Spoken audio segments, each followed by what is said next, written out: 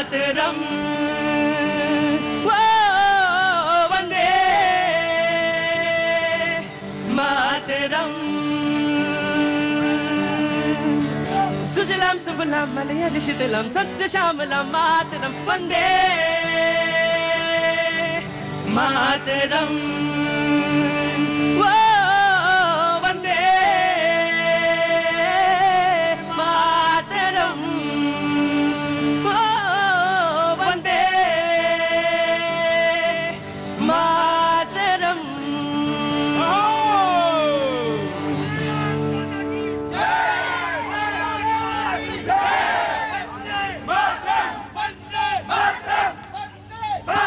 बहुत बहुत शुक्रिया, थैंक यू सो मच। कुछ चंद बूंदें क्या गिरी, पता चल गया कि कितने लोग देशभक्त हैं। पता चल गया मुझे कि चंद बूंदें गिरी थी और मुझे पता चल गया कि कितने लोग, कुछ तो लोग तो डटे रहे, छाता आता लेके आए थे। बहुत बहुत शुक्रिया, थैंक यू सो मच। कुछ मौसम थोड़ा सा बेटर हुआ, मुझे तो लग रहा था कि शायद ये बारिश तेज हो जाएगी, लेकिन हवा तेज है इसलिए बारिश रुक गई। आप सभी लोगों का बहुत बहुत शुक्रिया, thank you so much. Saturday का दिन जब तमाम सारे लोग आज शो में शरीक होते हैं, उन सभी लोगों का, जो नए लोग हैं उन सब का बहुत बहुत स्वागत है, और सवाल पूछने के लिए भी कुछ लोग मौजूद हैं, मैं उन सब का भी बहुत बहुत स्वागत करता हूं। शो का नाम आज होता है देश को जवाब दो, लेकिन कॉन्सेप्ट वही है, तरीका वही है, भैया जी कहीन वाला। मैं सभी का बहुत बहुत स्वागत करता हूं, और जो मेहमान हमारे साथ जो चले गए थे वो उम्मीद करता हूं वो फिर से वापस लौटेंगे और आ जाएंगे, और मैं उन सब का तारुफ कराऊंगा। बहुत बहुत शुक्रिया, थैंक यू सो मच। कहां से आना हुआ आप सारे लोगों का? कहां से आना? बिहार से, पटना। क्या बात है। और हाँ जी, हाँ, बहुत अच्छी बात है। पिताश्री को भी प्रणाम है और बेटियों को भी प्रणाम है। तो कैसे आना हुआ आज इधर? ट्रेनिंग कौन सी ट्रेनिंग चल रही है? 1 month biotech training. Biotech training, बहुत अच्छी, बहुत बहुत शुक्रिया। तो सारे लोग पटना से हैं आप लोग, चारों लोग? बहुत अच्छी बात है, बहुत बढ़िया। मैं आप सवाल पूछूंगा, कुछ देर में आऊंगा जब, तब बात करूंगा। और आपका कहां से आना हुआ? जम्मू से। वाह, जय माँ वैष्णो देवी। तो कैसे आना हुआ आज दिल्ली में? घूमने आए, बहुत अच्छी बात है। थोड़ी उमस ज्यादा बढ़ गई, मैं कोशिश करता हूं कि बीजेपी के प्रवक्ता भी आ जाएं। जयराम विप्लव जी बीजेपी का पक्ष रखने के लिए हमारे साथ मौजूद रहेंगे, आ जाएं तो बेहतर है। टीना करमबी कांग्रेस का पक्ष रखने के लिए मौजूद है, बहुत बहुत शुक्रिया, thank you so much Tina ji. S K. Datta साहब राजनीतिक विश्लेषक हमारे साथ मौजूद रहेंगे कुछ देर में। शैलेंद्र दुबे जी राजनीतिक विश्लेषक हमारे साथ मौजूद, बहुत बहुत शुक्रिया, thank you so much. Ajay Arora ji हमारे साथ राजनीतिक विश्लेषक मौजूद हैं, बहुत बहुत शुक्रिया, thank you so much. Vipin Sharma ji हमारे साथ मौजूद, बहुत बहुत शुक्रिया, थैंक यू सो मच, राजनीतिक विश्लेषक। हाजी मेहरुद्दीन रंगरेज साहब राजनीतिक विश्लेषक, आधे छाते में आधे पानी में, क्या बात है, गजब है, बहुत बहुत शुक्रिया। हाँ जी, आपकी मोहब्बत है, सारी चीजें मेरी मोहब्बत पे ही डाल दो तुम। अभिषेक तिवारी जी आम आदमी पार्टी का पक्ष रखने के लिए मौजूद हैं, मैं इनका कहता हूं पहले सब लोग आम आदमी पार्टी के प्रवक्ता का जोरदार स्वागत करिए, पहली बार हमारे शो में शरीक हो रहे हैं, बहुत बहुत शुक्रिया Abhishek, all the best, thank you so much. बातचीत का सिलसिला शुरू करूंगा मैं कुछ देर बाद।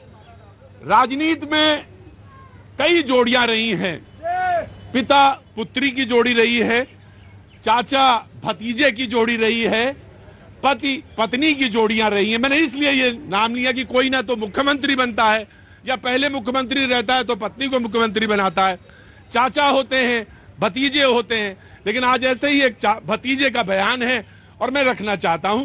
चाचा बड़े, जितने 6 बार के चुनाव भतीजा जीता हुआ है उतने ही उससे ज्यादा बड़े कद है जी शरद पवार जी का। मैं उनके भतीजे अजित पवार जी के एक बयान से आज बातचीत का सिलसिला शुरू करना चाहता हूं। उन्होंने प्रधानमंत्री मोदी जी के लिए कहा कि वो बड़े करिश्माई नेता हैं, ठीक वैसे ही करिश्माई नेता हैं जैसे नेहरू जी और इंदिरा जी थे। चाचा ने कुछ दिन पहले कुछ बात और कही थी, उन्होंने कहा था कि देश में सत्ता जिनके हाथ में है उसकी वजह से रोज कहीं ना कहीं हिंसा देश में होती है। बहरहाल बातचीत के सिलसिले को मैं यहीं से शुरू करूंगा। वो तमाम सारे लोग जो आज मौजूद हैं मैं उनसे बातचीत भी करता रहूंगा। आप साहब कहां से आए? नोएडा एक्सटेंशन से। क्या नाम हो गया साहब आपका? रंजन कौशल। रंजन कौशिक साहब, क्या काम करते हैं साहब? रिटायर्ड हूँ। रिटायर्ड, बहुत अच्छी लाइफ है, तो बहुत सबसे बढ़िया होता। कुछ कहना चाहते हैं आप? Want to say something? मैंने जो बोला उसके बाद, बयान के बाद राजनीति का बातचीत शुरू होगी। सर सिर्फ एक चीज कहूंगा कि राहुल गांधी जी जैसे बाहर जाके बयान देते हैं तो उनको एक महाभारत का प्रसंग याद राहुल गांधी जी जैसे बाहर जाके बयान देते हैं, उन्हें महाभारत का कोई एक प्रसंग आप याद दिलाना चाहते हैं? जी, कौन सा प्रसंग है जी? आराम से, उम्र ज्यादा बढ़ गई मुझे मालूम है जी। सर जब पांडव जब वनवास गए हुए थे जी, तो कौरव ने उनका मजाक उड़ाने के लिए हाँ वहाँ पे अपना कैंप लगाया था भाई बंधुओं के साथ। हाँ हाँ हाँ तो उनके झगड़ा हो गया था चित्रसेन गद्दार के साथ। तो युधिष्ठिर ने बोला था कि जाओ उनको बचाओ, उनको बंदी बना लिया था। तो जब भीम और अर्जुन ने थोड़ा ऑब्जेक्ट करा तो युधिष्ठिर ने बोला कि देखो हम बेशक 5 अगेंस्ट 100 हैं, लेकिन बाहर वाले के साथ हम 105 हैं। जी, आपका कहना है कि जब आप देश के बाहर जाएं तो आप कुछ भी हो, देश के अंदर आप अलग अलग हो सकते हैं, लेकिन मैं आपको महाभारत के एक प्रसंग के जरिए आप इसको बताना चाहते हैं, जब आप बाहर हो तो आप 140 करोड़ ही नजर आए, आप बिखरे बिखरे ना हो। लेकिन अजित पवार जी के बयान से बातचीत का सिलसिला शुरू करते हैं। सबसे पहले कांग्रेस एंड देन फिर बीजेपी की तरफ आएंगे। सबसे पहले कांग्रेस। टीना जी नमस्कार। नमस्कार जी। देखिए, मैं बताना चाहती हूँ कि जिस तरीके से आज ठीक है आपने कहा कि मोदी जी करिश्माई नेता है, लेकिन आप ये देखिए कि किस तरीके से जब भी उनसे सवाल पूछा जाता है रोजगार पर तो वो कह देती हैं निर्मला सीतारमण की मैं प्याज नहीं खाती हूँ। जब भी उनसे पूछा जाता है कि किसी भी समस्या पर उनसे पूछा जाए, अब देखिए बालासोर में जो ट्रेन दुर्घटना हुई, मोदी जी या किसी ने भी आके प्रेस कॉन्फ्रेंस की। मणिपुर में जिस तरीके से हिंसा हो रही है, मोदी जी 2 शब्द नहीं बोले। मुझे तो आज एक चीज बहुत अच्छी लग रही है, बीजेपी ने छाता लगा रखा है और कांग्रेस को छाता दे रखा है। इससे अच्छा, इससे बड़ा लोकतंत्र का उदाहरण कहीं हो ही नहीं सकता। बारिश हो रही है, बीजेपी के हाथ में छाता है और कांग्रेस के प्रवक्ता को बचाते हुए नजर आ रहे हैं। मुझे तो बहुत अच्छा लग रहा है। Thank you so much. Tina, you please complete your statement. Please complete your statement.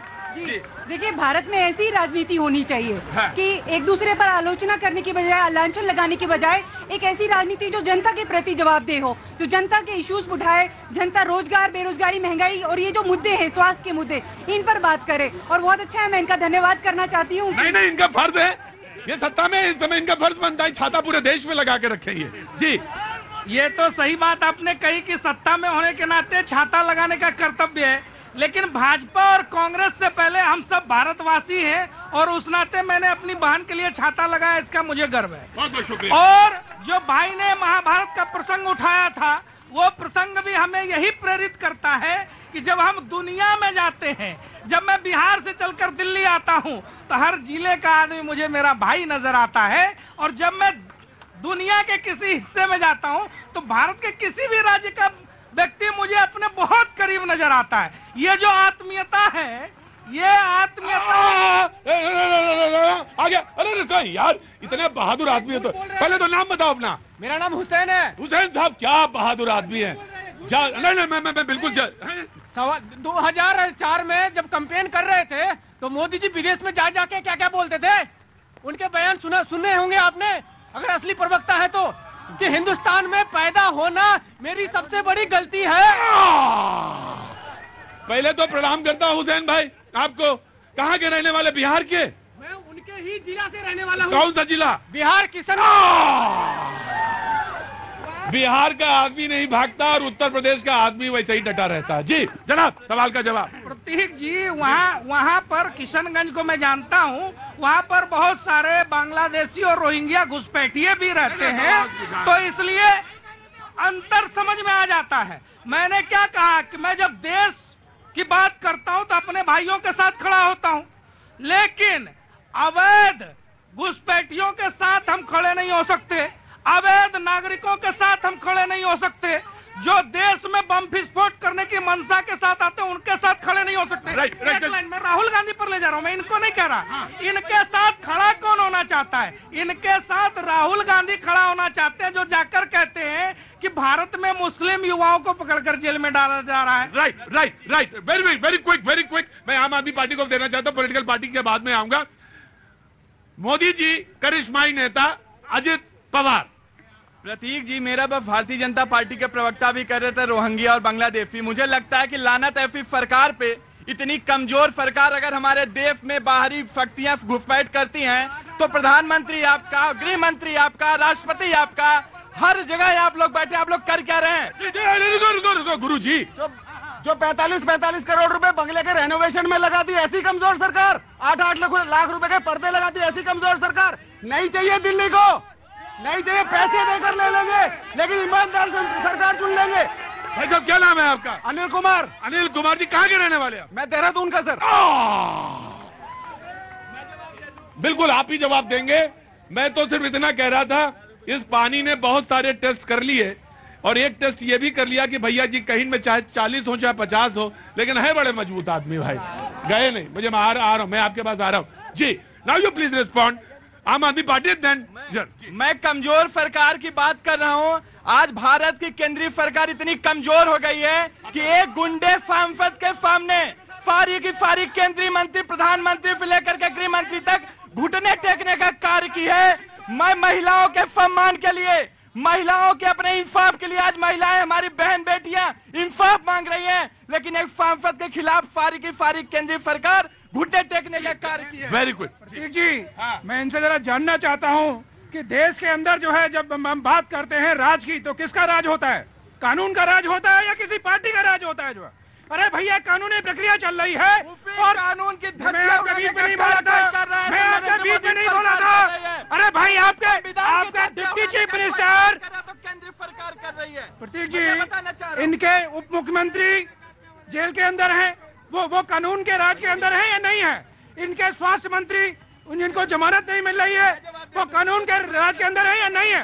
देखिए, मसला जो है सब जुडिस है और इस मसले पर हम सबको इंतजार करने की आवश्यकता है। अभी क्लोजर रिपोर्ट आई है। बिल्कुल धैर्य की जरूरत है, लेकिन एक बात ये कि प्रधानमंत्री करिश्माई नेता हैं, अजित पवार कहते हैं, डिबेट पे फिर से लौटते हैं। मैं आ रहा हूं। मैं एक सिरे से भी चल सकता हूं, आपको भी पूछ सकता हूं। करिश्माई नेता हैं, अजित पवार जी कहते हैं। मैं बता रहा हूँ अजित पवार जी क्यों कह रहे हैं। उन्हें सीबीआई ईडी का इतना डर दिखा दिया गया।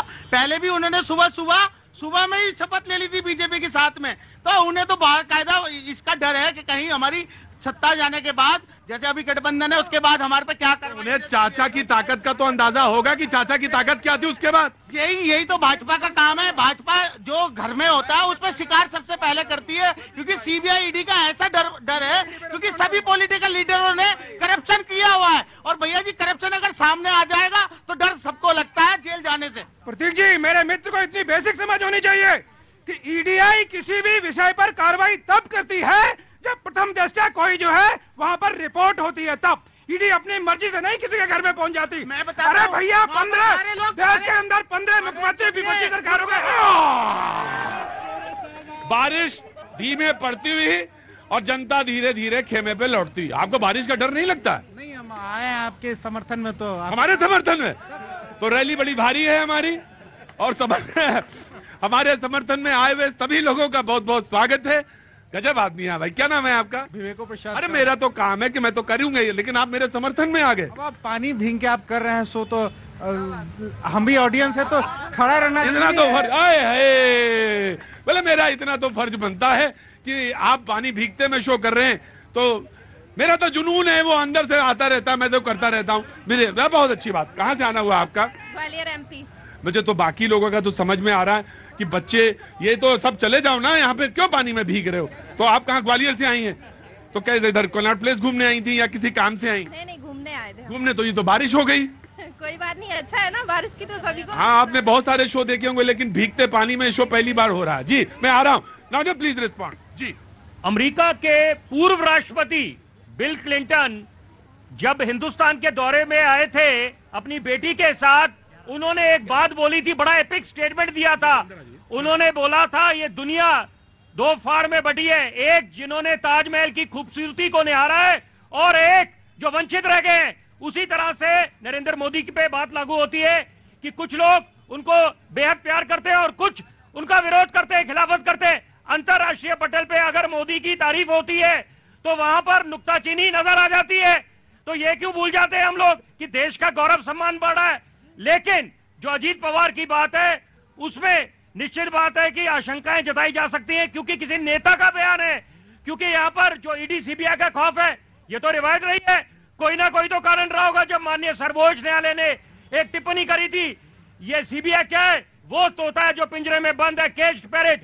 तो यहाँ पर आपको लगता है कि अजित पवार जी ने दोनों बातें अच्छा, लेकिन उन्होंने ये कहा कि देखिए साहब 2000 मैं जरूर 84 के बाद ये पहला मर्तबा है, मतलब 2014 में और 2019 में जब पूर्ण बहुमत की सरकार बनती है, तो वो ये इस बात पे कहते हैं और उनका करिश्मा इस बात में है। अरोड़ा जी रह गए हैं पैनल में। मैंने अरोड़ा जी और दत्ता जी, आपका भी बहुत बहुत स्वागत है।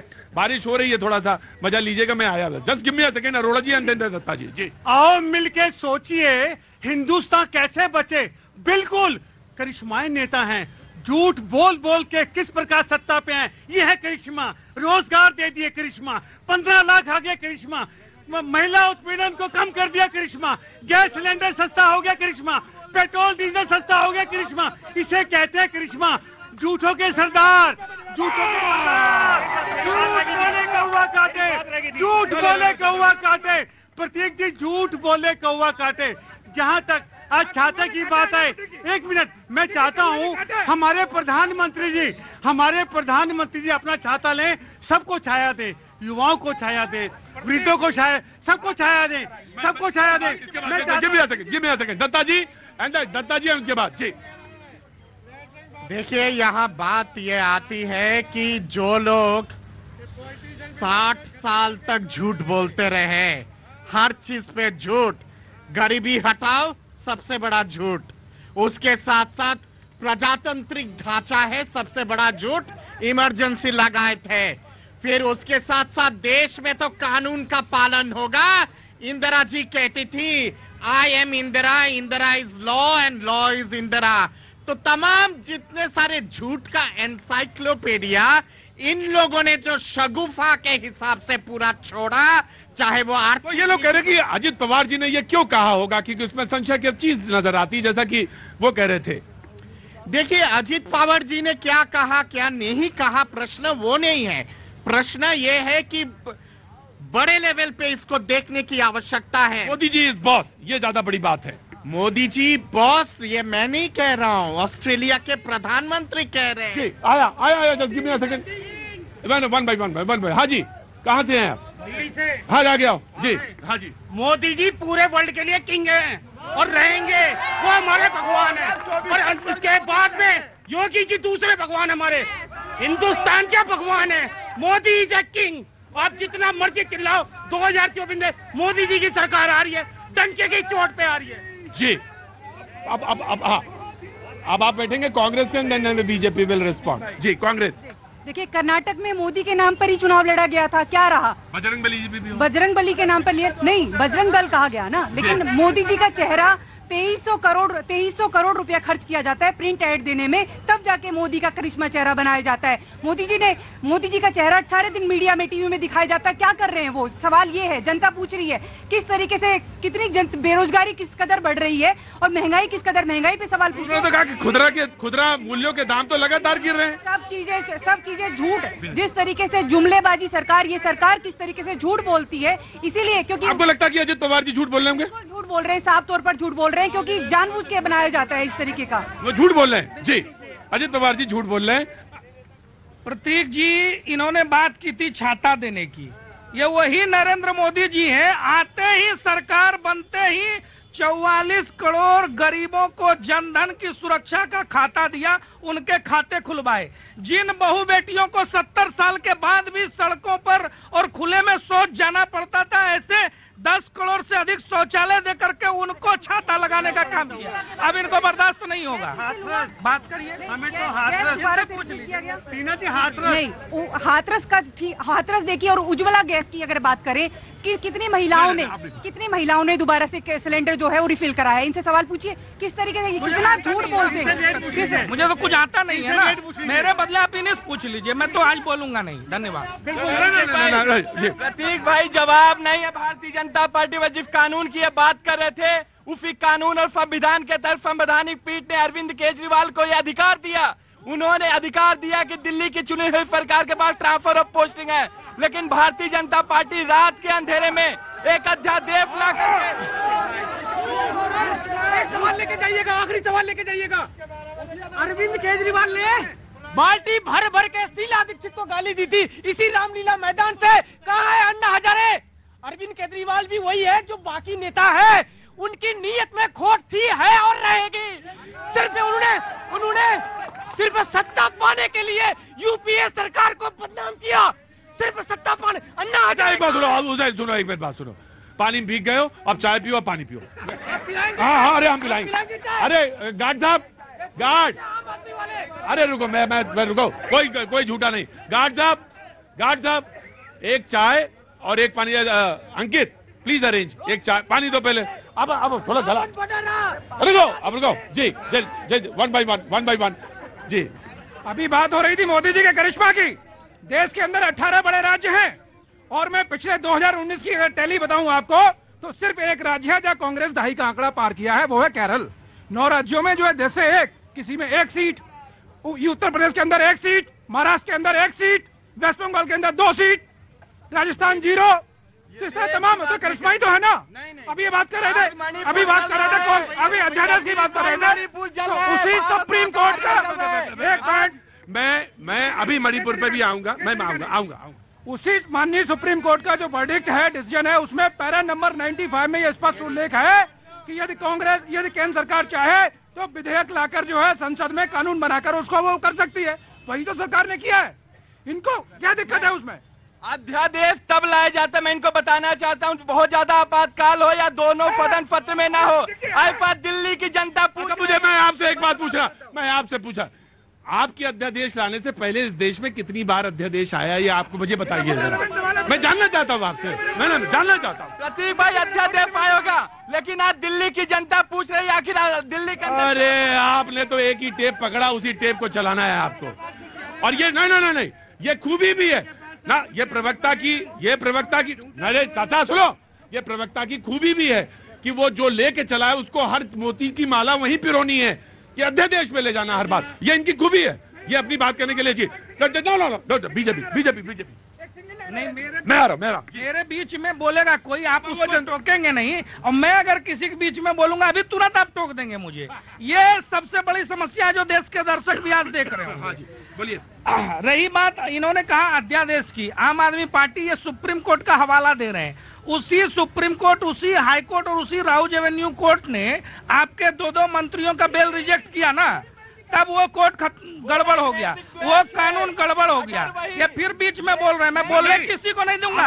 अगर आपने टोका तो फिर आपकी गलती होगी, मेरी नहीं होगी। मैं कंटिन्यू बोलिए ना, कोई बात नहीं, नियम हो गया, कोई बात नहीं। तो जब कानून इनके हिसाब से काम करे, कोर्ट इनके हिसाब से काम करे, जब चुनाव ये जीत जाए, ईवीएम ठीक हो जाता है, चुनाव हार जाए, ईवीएम खराब हो जाता है। राहुल गांधी का रिकॉर्ड ये बताते बताते थक जाएंगे। 2014 से अब तक कितने चुनाव हार गए, कितने बार रीलॉन्च करना पड़ा, कितनी बार विदेश की धरती में जाकर के भारत विरोधी अभियान चलाने के बाद उनको कितनी फंडिंग मिली, चाइना के छाते में घुसकर वो क्या कर रहे थे, चीन के साथ उनके क्या संबंध है, पाकिस्तान के फेवर में वो बयानबाजी क्यों करते हैं, क्यों सेना के सर्वोच्च सेना अध्यक्ष को क्यों गाली देते हैं, क्यों सर्जिकल स्ट्राइक पर सवाल उठाते हैं।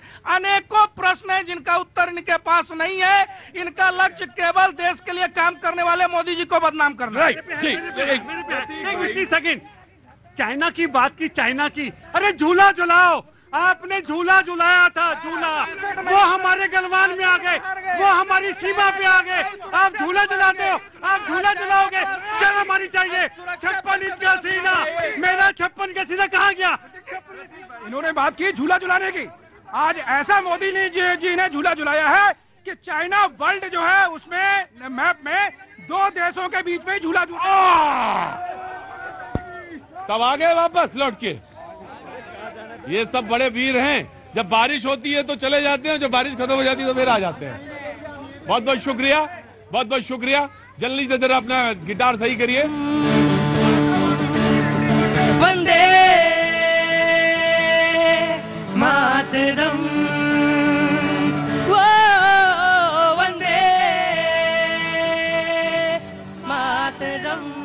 को कर्ज की सबसे ज्यादा जरूरत है, क्योंकि उसका विदेशी मुद्रा भंडार लगभग खाली हो चुका है और उसके दोस्त माने जाने वाले देशों ने भी उसे पैसे देने से इनकार कर दिया। ऐसे में उसे IMF से मिलने वाले पैसों की सख्त जरूरत है। लेकिन पाकिस्तान IMF को ही आंखें दिखाने लगा, क्योंकि IMF ने शहबाज सरकार के नए बजट पर सवाल उठा दिए और साफ कर दिया कि पेट्रोल और डीजल पर टैक्स नहीं बढ़ाया तो वो IMF से मिलने वाले फंड को भूल जाए। यही वजह है कि पाकिस्तान के वित्त मंत्री IMF की फटकार से बौखलाकर उसे भला बुरा बोल बैठे।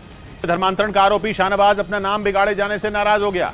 खबर है कि वो गाजियाबाद पुलिस पर इसलिए भड़क गया क्योंकि ये मामला सामने आने के बाद पुलिस ने उसका सही नाम न लेकर बद्दो नाम बता दिया। पुलिस ने शाहनवाज का जो बद्दो नाम बताया वो यूपी का एक नामी गैंगस्टर है, जो गिरफ्तारी से बचने के लिए पिछले कई सालों से फरार चल रहा है।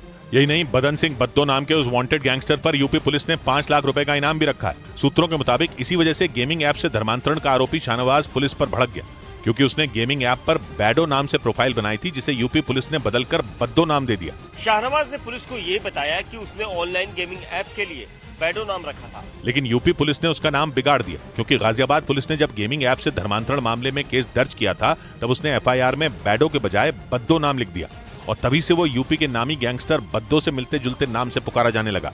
और पुलिस सूत्रों के मुताबिक गेमिंग ऐप से धर्मांतरण मामले में आरोपी शाहनवाज पाकिस्तानी खुफिया एजेंसी ISI से जुड़ने वाला था। खबर है कि जांच में पुलिस को शाहनवाज के पास से कई चौंकाने वाले दस्तावेज मिले, जो इस बात की ओर इशारा करते हैं कि शाहनवाज ISI से जुड़ने की फिराक में था। पुलिस सूत्रों के मुताबिक नाबालिगों को बरगलाने का आरोपी शाहनवाज न सिर्फ पाकिस्तान के मोबाइल नंबरों का इस्तेमाल कर रहा था, बल्कि उसके मोबाइल पर पाकिस्तान से जुड़े ईमेल अकाउंट भी थे। यही नहीं, खबर है कि उसके पास से पाकिस्तान की लाहौर पुलिस का एक ID कार्ड भी बरामद हुआ। इन सभी कड़ियों को जोड़कर पुलिस को शक है कि वो पाकिस्तान के कई लोगों से बातचीत कर रहा था। जांच एजेंसियां इस बात का भी पता लगाने में जुटी हैं कि क्या शाहनवाज ISI के किसी नेटवर्क के संपर्क में तो नहीं था। उधर सूत्रों के हवाले से खबर है कि गाजियाबाद में नाबालिग लड़कों को बरगलाने का आरोपी शाहनवाज पाकिस्तान का फर्जी पासपोर्ट बनवाने की तैयारी कर रहा था। खबर है कि जांच में पुलिस को इस बात के कई सबूत मिले कि शाहनवाज पाकिस्तान भागने की फिराक में था, ताकि वो गेमिंग ऐप से धर्मांतरण मामले में पुलिस के हत्थे न चढ़ सके। पुलिस सूत्रों के मुताबिक जांच एजेंसियों को शाहनवाज के पास से पाकिस्तान के कब्जे वाले कश्मीर के एक छात्र की मार्कशीट मिली। पुलिस को शक है कि वो इस मार्कशीट के जरिए पाकिस्तान का फर्जी पासपोर्ट बनवाने वाला था। खबर है कि शाहनवाज इस काम के लिए पाकिस्तान में कई लोगों के संपर्क में था। हालांकि पुलिस सूत्र बताते हैं कि इस मार्कशीट पर शाहनवाज ने अभी तक कोई जवाब नहीं दिया, लेकिन जांच एजेंसियां उससे ये पता लगाने में जुटी हैं कि फर्जी पासपोर्ट को बनवाने में कौन कौन उसके मददगार थे और इसका मकसद क्या था। उधर रूस से करीब 16 महीनों से जंग लड़ रही यूक्रेन की सेना ने कीव पर रूस के किंजल मिसाइलों के हमलों को नाकाम करने का दावा कर दिया। यूक्रेन के मुताबिक रूसी सेना ने कीव पर ताबड़तोड़ 12 मिसाइलें दागी, ताकि कीव के लोगों में खौफ पैदा किया जा सके। लेकिन यूक्रेन की सेना ने दावा किया कि इससे पहले कि रूस की मिसाइलें कीव में तबाही मचा पाती, उन्हें आसमान में ही ढेर कर दिया गया। यूक्रेन ने आरोप लगाया कि पुतिन की फौज ने रिहायशी इलाकों को निशाने पर लेते हुए हाइपरसोनिक क्रूज मिसाइलें दागी, लेकिन यूक्रेन की सेना के मुताबिक उसने रूस की किंजल मिसाइलों के हमलों को भी नाकाम कर दिया। यूक्रेन ने 6 कैलिबर क्रूज मिसाइलों के साथ साथ 2 टोही ड्रोन को भी ढेर करने की बात कही। इस बीच यूक्रेन जंग खत्म करवाने के मकसद से कीव पहुंचे अफ्रीकी देशों के एक प्रतिनिधिमंडल का वहां धमाकों से स्वागत किया गया। यूक्रेन की सेना के मुताबिक अफ्रीकी देशों का प्रतिनिधिमंडल जैसे ही कीव पहुंचा, वहां तेज धमाके हुए, जिसके बाद एयर डिफेंस सिस्टम एक्टिवेट कर दिया गया और लोगों को अलर्ट करने के लिए सायरन बजाए गए ताकि रूस के हमलों से बचा जा सके। लेकिन अफ्रीकी देशों के प्रतिनिधिमंडल के कीव पहुंचते ही वहां हुए धमाकों से लोग सन्न रह गए, क्योंकि वो यूक्रेन जंग को खत्म करवाने के मकसद से रूस और यूक्रेन के बीच बातचीत का रास्ता खोलने में जुटे हैं। इसी कड़ी में अफ्रीकी देश सेनेगल, जाम्बिया, दक्षिण अफ्रीका और दूसरे कई देशों के नेताओं का प्रतिनिधिमंडल कीव पहुंचा था। और तो और दक्षिण अफ्रीका के राष्ट्रपति भी कीव में मौजूद थे। हालांकि कीव में हुए धमाकों में कितना नुकसान हुआ इसका पता नहीं चल सका। अफ्रीकी देशों का प्रतिनिधिमंडल रूस के राष्ट्रपति पुतिन से शांति के मुद्दे पर बातचीत से पहले कीव पहुंचा था, लेकिन हवाई हमलों के बीच ही उसे कीव का दौरा करना पड़ गया। उधर पुतिन ने यूक्रेन में युद्ध लड़ रहे रूस के सैनिकों को बोनस देने का ऐलान कर दिया। रूस के रक्षा मंत्रालय के मुताबिक ये बोनस सिर्फ रूस के उन्हीं सैनिकों को मिलेगा जिन्होंने जंग के मैदान में पश्चिमी देशों के टैंकों को नष्ट किया, क्योंकि यूक्रेन रूस के बीच जारी युद्ध को करीब 1.5 साल का वक्त बीत चुका है, जिसमें इन्हीं पश्चिमी देशों के टैंकों की मदद से यूक्रेन ने रूस को कई बार झटका दिया और पुतिन के युद्ध जीतने के ख्वाब पर पानी फेर दिया। इसीलिए रूस के रक्षा मंत्रालय ने पश्चिमी टैंकों को तबाह करने वाले सैनिकों को बोनस देने का ऐलान किया और इसके तहत 16 महीने में 10,000 से ज्यादा रूस के सैनिकों को बोनस मिला। वहीं रूस के रक्षा मंत्री ने युद्ध के दौरान पश्चिमी टैंक नष्ट करने वाले सैनिकों को हीरो गोल्ड स्टार अवार्ड भी दिया। इस बीच यूक्रेन ने दावा किया कि रूस ने एक बार फिर खैरसोन में भीषण हमला बोल दिया, जिसमें 2 लोगों की मौत हो गई। खैरसोन यूक्रेन का वही प्रांत है जहां पिछले साल रेफरेंडम करवाकर पुतिन उसे रूस का हिस्सा घोषित कर चुके हैं और पिछले हफ्ते वहां नीप्रो नदी पर बने नोवा कखोवका बांध के तबाह होने के बाद वैसे ही हालात काफी खराब हो चुके हैं। लेकिन यूक्रेन ने दावा किया कि इसके बावजूद रूस हमले करने से बाज नहीं आ रहा और उसने रात के अंधेरे में फिर खैरसॉन पर गोले बरसा दिए, जिसमें 2 लोग मारे गए। खैरसॉन पर कब्जा करने के बाद यूक्रेन की सेना ने वहां तगड़ा पलटवार किया था और वहां के काफी इलाकों से रूस को खदेड़ दिया था। खैरसॉन यूक्रेन का वही प्रांत है जहां पिछले साल रेफरेंडम करवाकर पुतिन उसे रूस का हिस्सा घोषित कर चुके हैं, लेकिन ज़ेलेंस्की की सेना खैरसॉन को वापस हासिल करने के लिए पूरी ताकत से लड़ रही है। उधर ब्रिटेन की वेबसाइट डेली मेल ने दावा किया कि रूस के सैनिक यूक्रेन के नागरिकों और युद्धबंदियों को बुरी तरह यातनाएं दे रहे हैं। डेली मेल ने यह दावा संयुक्त राष्ट्र संघ के विशेषज्ञों की एक रिपोर्ट के आधार पर किया, जिसके मुताबिक रूस के सैनिकों ने यूक्रेन के नागरिकों और युद्धबंदियों के लिए 3rd डिग्री टॉर्चर का इस्तेमाल किया, जिससे कई युद्धबंदियों और नागरिकों की हालत बिगड़ गई। हालांकि फंदे से लटकाए गए लोगों को मरने से पहले ही उतार लिया गया। खबर के मुताबिक ऐसी यातनाओं से कई युद्धबंदी घायल हो गए, जबकि कई मानसिक रूप से बीमार हो गए। रूस के सैनिकों पर पहले भी इस तरह के आरोप लगते रहे हैं, लेकिन रूस ने कभी इन आरोपों पर कोई जवाब नहीं दिया। अमेरिका से भिड़ने के लिए ईरान ने उसके पड़ोसी और पुराने दुश्मन कैरिबियाई देश क्यूबा से हाथ मिला लिया। ईरान के राष्ट्रपति इब्राहिम रईसी क्यूबा पहुंच गए और वहां दोनों देशों ने मिलकर अमेरिका का मुकाबला करने का ऐलान कर दिया। क्योंकि ईरान और क्यूबा दोनों ही अमेरिका के लगाए प्रतिबंधों के मारे हैं और दोनों को अमेरिका आतंकवादी भी कहता है। ईरान और क्यूबा पुराने साथी हैं, इसलिए ईरान के राष्ट्रपति इब्राहिम रईसी क्यूबा ही पहुंच गए ताकि उससे दोस्ती गहरी करके अमेरिका को उसके इलाके में ही घेर लिया जाए। मतलब जैसे अमेरिका पश्चिम एशिया में ईरान के इलाके में अपनी मौजूदगी बनाए बैठा है, ईरान ने भी उसी तरह अमेरिका के पड़ोस में पैठ बनानी शुरू कर दी है, क्योंकि अमेरिका लंबे वक्त से ईरान को उसके ही पड़ोस में अलग थलग करने में लगा है। तुर्की अमेरिका के खेमे में है, इजराइल अमेरिका का दोस्त है, सीरिया और इराक में अमेरिका की सेना तैनात है। उसी तर्ज पर ईरान ने क्यूबा से अपनी दोस्ती बढ़ाकर अमेरिका की घेरेबंदी शुरू कर दी। और ईरान के सुप्रीम लीडर ने इजराइल के दुश्मन चरमपंथी संगठन PIJ यानी पैलेस्टीनियन इस्लामिक जिहाद के नेताओं से अपनी राजधानी में मुलाकात करके इजराइल को खुली चेतावनी दे डाली। PIJ गाजा पट्टी का वही चरमपंथी संगठन है जिसने पिछले महीने इजराइल पर 100 से ज्यादा रॉकेट बरसाकर उससे जंग छेड़ दी थी। इसलिए पैलेस्टीनियन इस्लामिक जिहाद के नेताओं को बधाई देने के लिए ईरान के सुप्रीम लीडर आयतुल्लाह अली खामनई ने उनसे मुलाकात की। खामनई ने गाजा की पिछले महीने की जंग में पैलेस्टीनियन इस्लामिक जिहाद के इजराइल से जी जान से लड़ने की खूब तारीफ की। ईरान और इजराइल दुश्मन है, ईरान फिलिस्तीन का समर्थक है, इसलिए वो इजराइल के खिलाफ अपनी जंग में फिलिस्तीन के चरमपंथियों की मदद करता है। यही वजह रही कि ईरान के सुप्रीम लीडर खुद पैलेस्टीनियन इस्लामिक जिहाद के नेताओं से मिले और मुलाकात में उन्होंने इजराइल के मिट्टी में मिलने की भविष्यवाणी भी कर दी। उधर पश्चिमी मीडिया ने दावा किया कि इजराइल और अमेरिका से बढ़ते तनाव के बीच ईरान ने एक और खतरनाक ड्रोन बना लिया। इससे पहले ईरान ने शाहिद 136 ड्रोन बनाया था, जो यूक्रेन जंग में अपना लोहा मनवा चुका है। लेकिन ईरान का ये नया आत्मघाती ड्रोन शाहिद 136 ड्रोन से भी ज्यादा खतरनाक और तेज होगा। गृह मंत्री अमित शाह ने गुजरात के तूफान प्रभावित जिलों का हवाई दौरा किया। गुजरात के मांडवी में अस्पताल जाकर लोगों का हालचाल जाना, आला अफसरों के साथ राहत कार्यों की समीक्षा भी की। आज शाम 7 बजे भुज में करेंगे प्रेस कॉन्फ्रेंस। गुजरात के बाद राजस्थान पहुंची तूफानी हवाएं। बाड़मेर में भारी बारिश के बाद कई इलाकों में भरा पानी। बाड़मेर आने जाने वाली सभी ट्रेनें रद्द। अजीत पवार ने पीएम मोदी की जमकर तारीफ की। पीएम मोदी को बताया करिश्माई नेता, बोले मोदी जी की वजह से ही कई राज्यों में बीजेपी की सरकार। विष्णु प्रभाकर राष्ट्रीय सम्मान से नवाजे गए। न्यूज 18 इंडिया के एडिटर जनक दवे, पत्रकारिता के क्षेत्र में 2 दशक से ज्यादा समय तक योगदान के लिए मिला सम्मान। इजराइल के प्रधानमंत्री बेंजामिन नेतन्याहू के मुताबिक उन्होंने अपने एयर डिफेंस सिस्टम कभी भी यूक्रेन को नहीं दिए, क्योंकि खुद इजराइल को डर है कि अगर उसकी सैन्य तकनीक रूस के हाथ लग गई तो वो ईरान तक पहुंच सकती है। उधर अमेरिकी न्यूज चैनल ने दावा किया कि ईरान को परमाणु बम बनाने से रोकने के लिए अमेरिका ने उससे पिछले साल ही चुपके से बातचीत शुरू कर दी थी, जबकि पिछले साल सितंबर में दोनों की इस मसले पर बात बंद हो गई थी। और उसके बाद से अमेरिका ये कहने में लगा था कि ईरान के साथ परमाणु डील बहाल करना फिलहाल उसके एजेंडे में ही नहीं है, क्योंकि अमेरिका का फोकस तब ईरान में हो रहे सरकार विरोधी प्रदर्शनों पर था। पर अब CNN ने अपने सूत्रों के हवाले से खबर दी कि अमेरिका दुनिया के सामने अलग बात कर रहा था और पर्दे के पीछे कुछ और ही चल रहा था। CNN ने दावा किया कि अमेरिका ने पिछले साल के आखिर में ही ईरान से बातचीत शुरू कर दी थी ताकि उसके साथ रद्द पड़ी परमाणु डील को फिर से बहाल किया जा सके। 2018 में डोनाल्ड ट्रंप ने राष्ट्रपति रहते हुए ईरान से वो डील तोड़ दी थी, जिसके बाद ईरान ने भी अपने परमाणु कार्यक्रम को धार दे डाली। इसलिए अमेरिका ने पिछले साल के आखिर में ईरान से बातचीत शुरू की, मगर इसका ऐलान नहीं किया। कश्मीर में आतंकियों के समर्थक अलगाववादी नेताओं पर NIA के शिकंजे से पाकिस्तान बौखला गया और इन नेताओं की संपत्ति जब्त किए जाने पर पाकिस्तान के विदेश मंत्रालय ने चिंता जाहिर की, क्योंकि जम्मू कश्मीर में NIA की टीम टेरर फंडिंग को लेकर ताबड़तोड़ छापेमारी कर रही है। आतंकियों का समर्थन करने वाले अलगाववादी नेताओं की संपत्तियां सील की जाने लगी। लेकिन एनआईए के इस एक्शन से पाकिस्तान टेंशन में आ गया। पाकिस्तान के विदेश मंत्रालय की प्रवक्ता ने इसे चिंताजनक बताया और कहा कि कश्मीर में एनआईए साल 2021 से ऐसी 124 संपत्तियों को जब्त कर चुकी है। क्योंकि इन नेताओं पर आरोप था कि पाकिस्तान की खुफिया एजेंसी आईएसआई और लश्कर जैसे संगठन इनके जरिए आतंकियों तक पैसे पहुंचाते थे। जिसके बाद एनआईए ने ऐसे लोगों की पहचान कर उनकी संपत्तियों को जब्त करना शुरू कर दिया। इस बीच तालिबान से नाराज चल रहे पाकिस्तान और ईरान ने अफगानिस्तान पर डबल अटैक कर दिया। दोनों ही देशों ने अपने यहां रह रहे अफगानिस्तान के नागरिकों के खिलाफ बड़ा एक्शन लिया। एक तरफ ईरान सरकार ने अपने नागरिकों को चेतावनी दी कि कोई भी अफगानिस्तान के नागरिकों को काम नहीं देगा। वहीं पाकिस्तान सरकार ने अपने यहां रह रहे अफगान नागरिकों को गिरफ्तार कर उन्हें वापस अफगानिस्तान भेजने का फैसला लिया।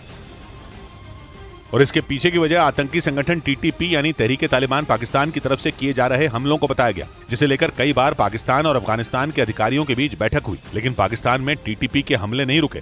जिसके बाद पाकिस्तान सरकार ने उनके देश में रह रहे अफगानिस्तान के करीब 250 नागरिकों को गिरफ्तार कर लिया और अब उन्हें वापस अफगानिस्तान भेजने का फैसला लिया। वहीं ईरान सरकार ने अपने नागरिकों को चेतावनी दी कि कोई भी अफगान नागरिकों को अपने यहाँ काम पर नहीं रखेगा और आदेश न मानने वालों के खिलाफ सख्त कार्रवाई की जाएगी। जिसके बाद तालिबान सरकार का गुस्सा भी फूट पड़ा। उन्होंने पाकिस्तान और ईरान की इस कार्रवाई को गलत बताते हुए अंजाम भुगतने की चेतावनी दे दी।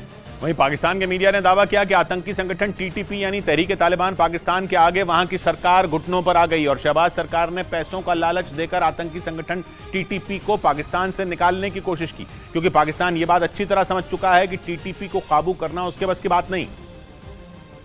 इसलिए पाकिस्तान ने टीटीपी यानी तहरीके तालिबान पाकिस्तान के सामने पैसों का चारा फेंका और उन्हें पाकिस्तान छोड़कर अफगानिस्तान जाने की सलाह दी।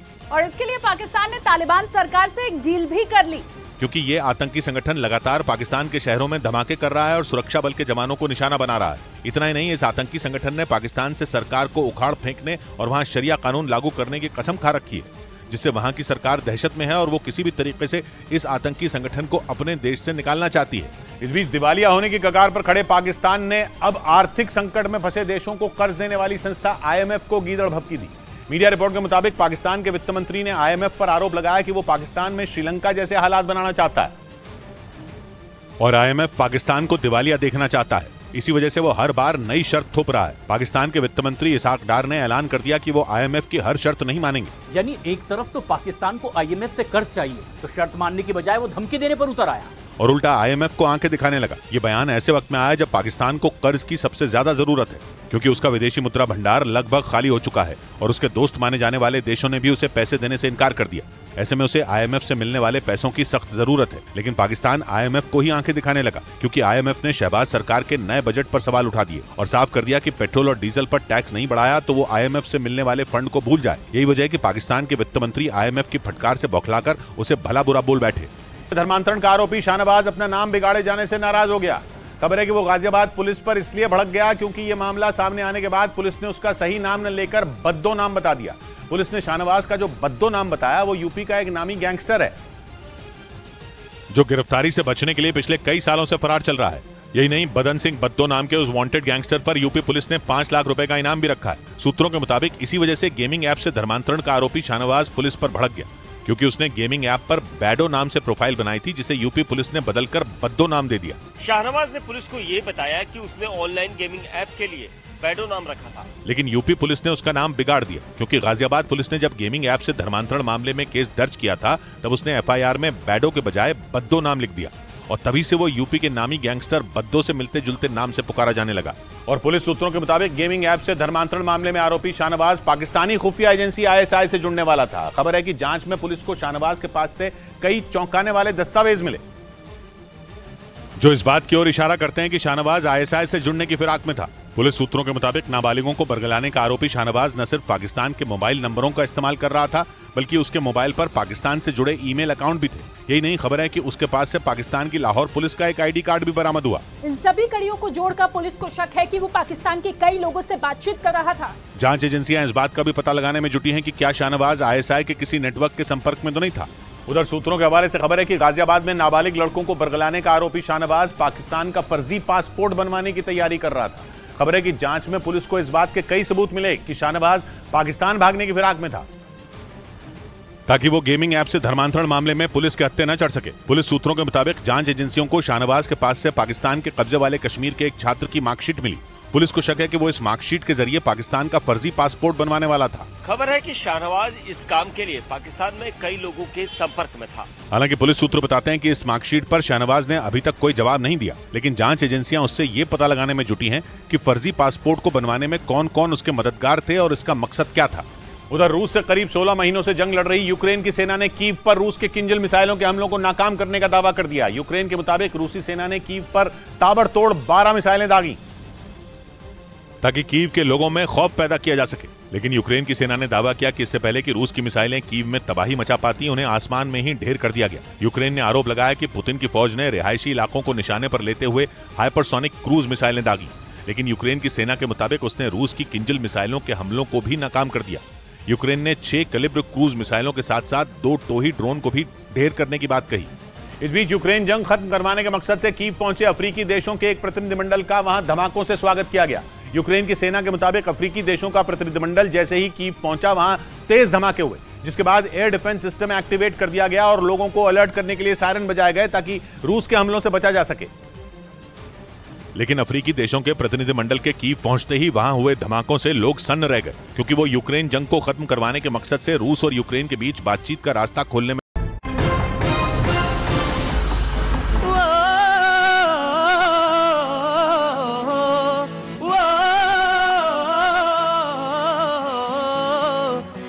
ऐसी बानी बोलिए मन का आपा खो,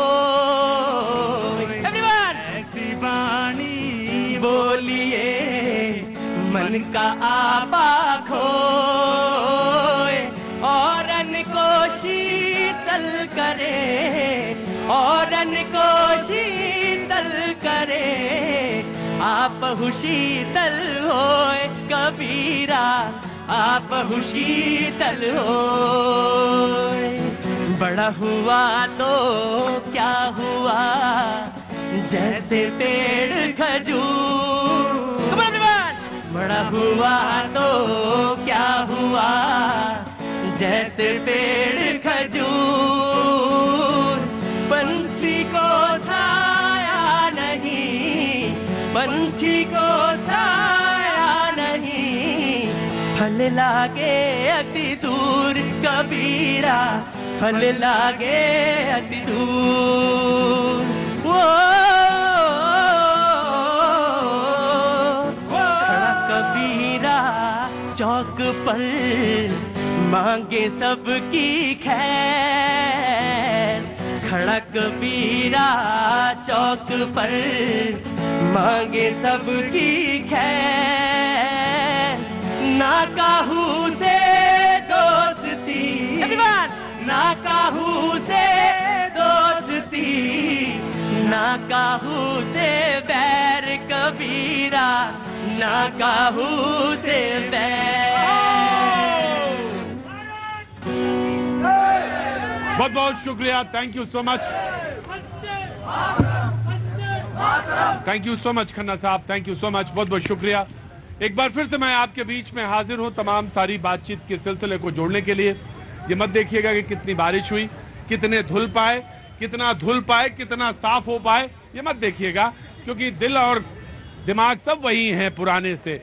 मैं तो सोचता हूं कि हर बारिश में भीगें और थोड़ा साफ हो जाएं, लेकिन होता क्या है कि दिल, दिमाग, चित्त सब वही है पुराना, और उसी पुराने दिल, दिमाग और चित्त को लेकर एक बार फिर से मैं आपके बीच में मौजूद हूं बातचीत के सिलसिले को जोड़ने के लिए। जो मेहमान हम तारुफ नहीं करा पाए थे, परिचय नहीं करा पाए थे, एक बार मैं जल्दी से करा देता हूं। जयराम विप्लव जी बीजेपी का पक्ष रखने के लिए मौजूद हैं, बहुत बहुत शुक्रिया, थैंक यू सो मच। टीना करमबीर कांग्रेस की प्रवक्ता, पहले भी आती रही हैं और आज एक बार फिर से मौजूद हैं, बहुत बहुत शुक्रिया, thank you so much Tina. S K Datta साहब राजनीतिक विश्लेषक हमारे साथ एक बार फिर से मौजूद हैं, बहुत बहुत शुक्रिया, thank you so much. Shailendra Dubey ji राजनीतिक विश्लेषक, आर्थिक मामलों के जानकार, बहुत बहुत शुक्रिया, thank you so much. Ajay Arora ji बहुत बहुत शुक्रिया, thank you so much. Vipin Sharma ji बहुत बहुत शुक्रिया, काफी भीगे, सबसे ज्यादा भीगे विपिन शर्मा जी हैं, थैंक यू सो मच। और हादी रंगरेज साहब बहुत बहुत शुक्रिया, आपके ऊपर तो कोई रंग चढ़ ही नहीं सकता, रंगरेज हैं आप तो रंग चढ़ाते हैं, है ना जी, बहुत बहुत शुक्रिया, थैंक यू सो मच। और अभिषेक तिवारी जी आम आदमी पार्टी के प्रवक्ता, बहुत बहुत शुक्रिया, थैंक यू सो मच। बातचीत के सिलसिले को एक बार फिर से शुरू करते हैं और एक बयान आया जो कि अजित पवार जी की तरफ से था, और उन्होंने कहा कि प्रधानमंत्री मोदी जो हैं वो करिश्माई नेता हैं, ठीक वैसे ही जैसे नेहरू जी और इंदिरा जी थे। और इसके बाद बातचीत का सिलसिला शुरू हुआ था। कर्नाटक भी एक सिलसिला जरूर जोड़ना था कर्नाटक का, लेकिन उससे पहले बातचीत के तमाम सारे बिंदु यहां पे मौजूद थे। मैं वहां से एक बार फिर से सिरा जोड़ता हूं, दत्ता जी से शुरू करता हूं और डिबेट इज ओपन नाउ। जी देखिए, अजित पवार जी ने जो कहा है करिश्माई नेता, पागल हो गए क्या पूरा? इस पे तो कोई दो राय नहीं है। केवल अजित पवार जी नहीं, अमेरिका के राष्ट्रपति कहते हैं मोदी जी को कि भाई ऑटोग्राफ दे दो। ऑस्ट्रेलिया के प्रधानमंत्री कहते हैं Modi is the boss. Papua new के प्रधानमंत्री चरण छूते हैं। तो अंतर्राष्ट्रीय लेवल पे करिश्माई नेता है माननीय प्रधानमंत्री नरेंद्र मोदी जी। मेरे बहन कह रही थी कि अरे ये सरकार तो झूठ का शगुफा है। मैंने थोड़ा बहुत कहा है कि इन लोगों ने कितना झूठ कहा है। मैं तो तारीख के साथ और डेट के साथ और समय के साथ और ईयर के साथ बता सकता हूं कि पंडित नेहरू ने संसद के अंदर कब कब झूठ बोला है, इंदिरा जी ने कब कब झूठ बोला है, राजीव जी ने कब कब झूठ बोला है, सोनिया जी ने कब कब झूठ बोला है। मेरे भाई कह रहे थे अध्यादेश के बारे में कि आपातकालीन स्थिति चाहिए। नहीं मेरे भाई, सिटीजनशिप अमेंडमेंट एक्ट के माध्यम से अध्यादेश कभी भी ला सकते हो। 60 साल के कांग्रेस सरकार में 99 टाइम्स अध्यादेश लाया गया। इस सरकार ने केवल 2 बार अध्यादेश लाए, उसी को लेके इतनी। ऑफ कोर्स ये प्रोग्राम का नियम बनता है कि अगर जिस पे इल्जाम लगाए जाते हैं तो उस पार्टी का सामने जो खड़ा होता है उसको। अरोड़ा जी आपको मैं जरूर दूंगा, इसके बाद कांग्रेस, इसके बाद बीजेपी एंड देन आम आदमी पार्टी। जी देखिए, मैं नहीं कह रही हूँ, आरएसएस के इनके मार्गदर्शक मंडल के प्रफुल्ल केतकर जी कह रहे हैं कि मोदी जी का मैजिक खत्म हो गया है। मोदी जी का मैजिक अब खत्म हो गया है और अब उनके चेहरे पे अगला 2024 का चुनाव नहीं लड़ा जाएगा। तो ये हम नहीं कह रहे, ये कमी जो है आरएसएस देख रही है। इनको आत्ममंथन करना चाहिए कि मोदी जी का करिश्मा कहाँ है। अब तो खत्म हो गया। इनके मार्गदर्शक मंडल कह रहे हैं, हम थोड़ी कह रहे हैं। जी अरे आराम से वन बाय वन सर जी आराम से। मोदी जी का मैजिक खत्म हो गया है, ये आरएसएस के प्रफुल्ल केतकर जी कह रहे हैं। मैं रुकिए अरोड़ा जी, पहले पार्टी एंड देन फिर उसके बाद। देखिए, जनता ने इसका रिएक्शन बता दिया। देश में किसका मैजिक है, किसका मैजिक चलेगा, किसका मैजिक चल रहा था। मैडम ऐसे में बात नहीं करता। प्रतीक जी, आपके चैनलों में होगा तो मैं घटनाएं होती है ऐसा बीच में नहीं। मैं सुन रहा था ना, ये क्या तरीका है? मैं बात नहीं। वो समझ रहे। अरे ऐसे आपके ही चैनल पर मारपीट की घटनाएं हो जाती है चैनलों पर। आपको तो ऐसा वो कर रहे जैसे पानी के बतासा है, पानी में भीग जाएंगे। अरे बोलिए। अच्छा मैं सुनता रहा हूँ, ये मेरे बीच नहीं बोलिए। अरे सहम कहीं वो बेचारी कैसी बात है? संयम से बोल। संयम इनका दिख रहा है। अरे संयम है उनका सर। आप बोलिए ना, पानी बतासा नहीं आप। हाँ बोलिए। ठीक है, अभी थोड़ी देर में आपका व्यवहार बदल जाएगा। इसके बाद देखते हैं। अभी जनता ने जवाब दे दिया, नेता का मैजिक है, था और रहेगा, ये तो जनता तय करती है। 2014 से 2024 आने वाला है, जनता यहाँ भी खड़ी है। एक बार माइक घुमा के पूछ लीजिए मोदी मैजिक क्या है। अच्छा, इनकी मंत्री कह रही थी 13 रुपए में शक्कर मिलेगी, तो जनता से सवाल करे क्या 13 रुपए में मिल रही है? 13 रुपए में कितनी महंगाई? ये जनता जो है तुरंत देखती है, बताती है। देखिए, एक्शन रिएक्शन एक्शन। जी 13 रुपए में आपने सवाल। अरोड़ा जी थोड़ा धैर्य रखिएगा, सब्र रखिएगा। जी आम आदमी पार्टी। जी देखिए प्रतीक भाई, ये करिश्माई नेता ऐसी करिश्माई नेता पे लानत है कि हिंदुस्तान की आज हर वर्ग परेशान है। हमारी बहन बेटी इंसाफ की मांग कर रही है, हमारे नौजवान अपने अधिकार की लड़ाई लड़ रहे हैं। जिस तरीके से गैर संवैधानिक अध्यादेश ला करके दिल्ली की जनता के अधिकारों का हनन करने का काम नरेंद्र मोदी सरकार की है। आज पूरे दिल्ली की जनता के साथ हिंदुस्तान का 140 करोड़ लोग लामबंद हो चुके हैं ऐसी सरकार को नब्द-नाबूद करने का, ऐसी सरकार को सत्ता विहीन करने का। मैं कांग्रेस पार्टी को कहना चाहता हूं कि आज आपको तय करना होगा कि आप लोकतंत्र के साथ हैं या भारतीय जनता पार्टी के तानाशाही के। आखिरी सेंटेंस आप लोगों ने सुना ही नहीं। वो आखिरी सेंटेंस ही बड़ा ऑपरेटिव था। इन्होंने कहा, शुरुआत किया बीजेपी से, आखिरी में वो आए और कहने लगे अब कांग्रेस को तय करना होगा।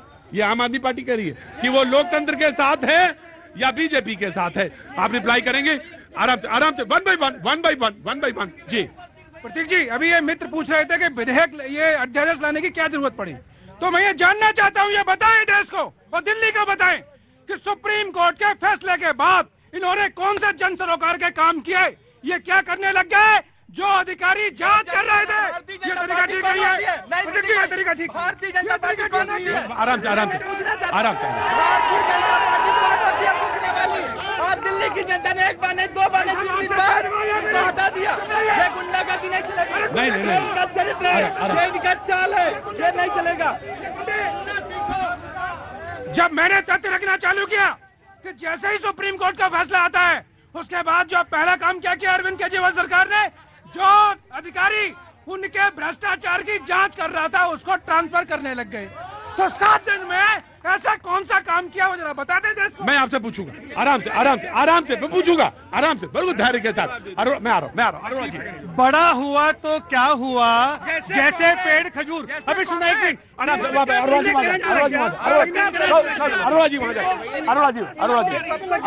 इनको करंट लग गया, मुझे पता था, मैंने करंट लगाया है इनको। देखो कैसे करंट लगा। जहाँ तक मैजिक की बात की, मैं प्रार्थना करता हूँ, एक सेकंड प्रधानमंत्री मैजिक करते हैं, ऐसा मैजिक करें।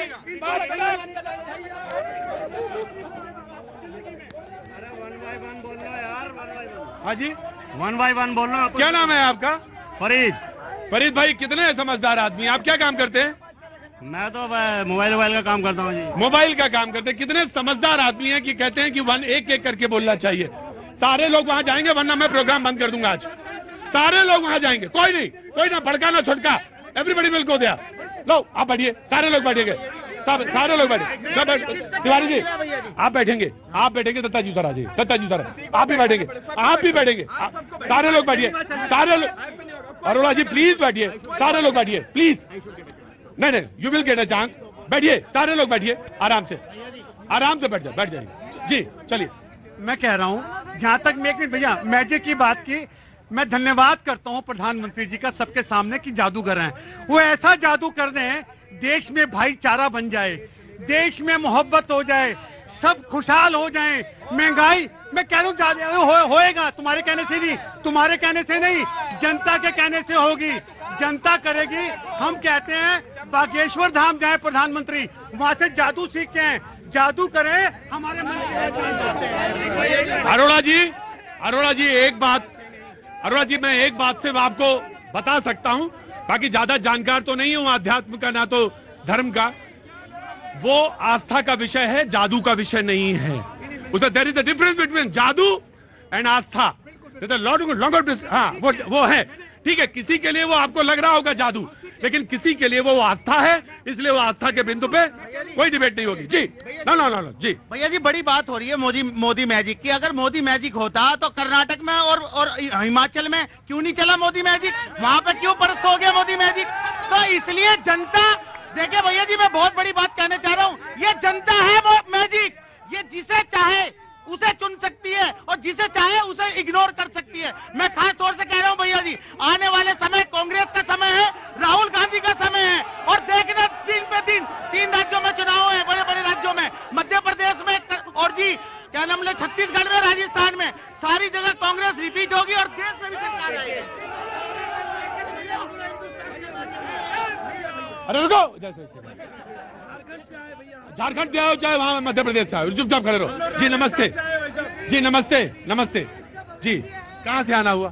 सर मैं शाहदरा से। जी बोलिए। सर मैं आपके चैनल को, अंकित भैया को, आपको बहुत बहुत थैंक यू कहना चाहती हूँ, क्योंकि मेरे ब्रदर को ब्रेन ट्यूमर था। एक मिनट प्लीज, मैं शो इसलिए नहीं करता, ये बहस के लिए नहीं शो होता, और ये जिसको गलतफहमी हो कि ये बहस के लिए शो होता है, ये बिल्कुल नहीं होता। Please silence. जी बहन बोलिए। सर मेरे ब्रदर को ब्रेन ट्यूमर था, उसकी लास्ट स्टेज थी, तो हम 1.5 महीने से बहुत परेशान हो रहे थे पंत हॉस्पिटल में। ऑपरेशन हुआ, अंकित जी ने कराया। ऑपरेशन हुआ, अंकित भैया ने बहुत सहयोग किया। Thank you so much Ankit, thank you so much, बहुत बहुत शुक्रिया। किसी के लिए आप अगर इस तरह के कार्य करते हैं तो निश्चित तौर से वो आप इसके लिए कि आप वो उनको ब्रेन ट्यूमर था, आप आगे बढ़े, लेकिन एक बात मैं आपसे कहना चाहता हूं, बड़ी बड़ी बात करने वाले लोग बड़ी बड़ी बातें करते हैं, कोई फॉलो अप नहीं करता है। बहन कोई फॉलो अप नहीं करता। और मैं इस बात के लिए आपको धन्यवाद देता हूं कि ब्रेन ट्यूमर था इनके ब्रदर को, आप खुद गए, आपने फॉलो अप किया, बहुत बहुत शुक्रिया। Thank you so much, thank you so much. Ankit डिजर्व जी, मैं आ रहा हूं विनय जी। मैं शो करता भी नहीं हूं डिबेट के लिए, यकीन मानिए मेरा, मैं ईमानदारी से कह रहा हूं, मैं इस बहस के लिए कतई नहीं शो करता हूं। शो करता हूं मैं ऐसे लोगों के लिए। प्लीज बहुत आराम से एंड वन बाई वन जी, one by one. Now you please speak. देखिए, इन्होंने बात करी कर्नाटक की कि कर्नाटक में मोदी मैजिक क्यों नहीं चला। मैं सिक्के का दूसरा पहलू ले लेता हूं। तब ईवीएम में कोई गड़बड़ी नहीं हुई। जब चुनाव जीत जाते हो तब ईवीएम नहीं होता। यह मंथन का विषय। दूसरी बात समझनी चाहिए, जो जनता जनार्दन होती है, बोलने से काम नहीं चलेगा। जनता जब मोदी मोदी के नारे लगा रही है तो क्या इनको भी पैसे दिए? ये मंथन का विषय। दो बड़े चुनावों में अगर विपक्ष को करारी हार मिली है, उनको गिरेबान में झांकना चाहिए। समय रहते मामले की सुध ले ले तो 2024 में अच्छा प्रदर्शन कर सकते हैं। कांग्रेस जी देखिए, आराम से।